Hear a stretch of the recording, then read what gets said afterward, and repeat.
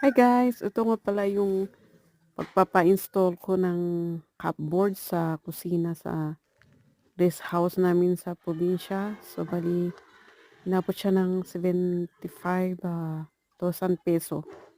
So bali, nagha kami ng kontraktor para nagaling sa Isabela papunta sa Ifugao para lang i-install itong mga cupboard na to.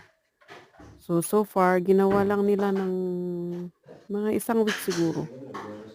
Tapos ayan, kasi nag-install lang sila ng mga aparador sa taas, tapos sa baba. So ayan, bali bumalik ulit sila kasi nagpag-aawa ako nung una sa isa kong bahay. Tapos bumalik sila ulit para ilagay naman dito sa rest house na 'to. So 'yan, yun lang po ang update. Thank you guys. Thanks.